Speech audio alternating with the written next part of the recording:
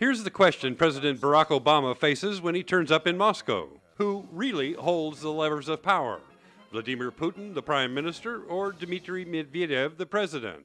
I think it's certainly a reality that Prime Minister Putin is a major factor in Russian decision-making, in the determination of Russian policy. Obama has slotted in a breakfast with Putin, even though protocol does not demand the U.S. head of state even meet with the prime minister.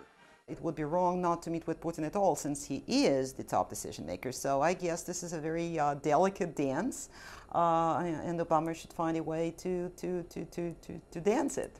For presidents past, no such puzzles. When the Soviet Union collapsed, Boris Yeltsin held the Russian reins in his testing the waters meeting with the first President Bush.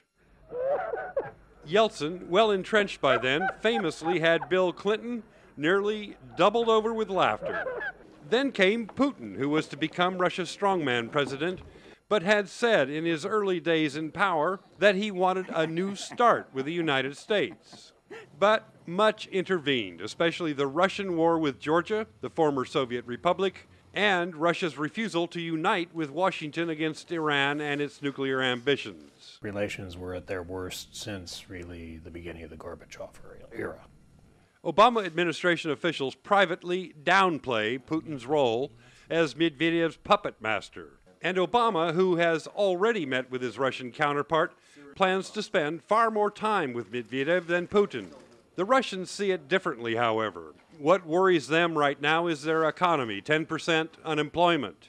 Putin runs that show for sure, and recently showed his muscles when the unemployed at a big cement factory blocked the highway from Moscow to Leningrad. They were demanding back pay and the reopening of the plant.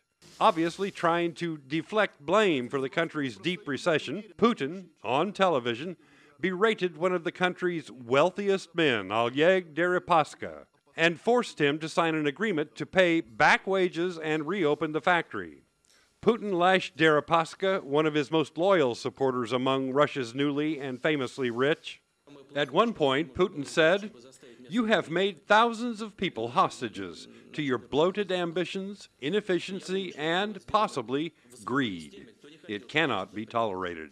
It was a public display of the kind of toughness Putin has become well known for, and was played out far more brutally than, say, Obama's ouster of General Motors' top leader as the company sought more bailout money and headed to bankruptcy.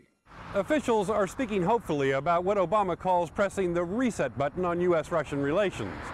But it's altogether clear that Putin plays a major role in writing the script, and his real grip on power here and willingness to play extreme hardball may leave the planners of Obama's first Kremlin summit a bit disappointed.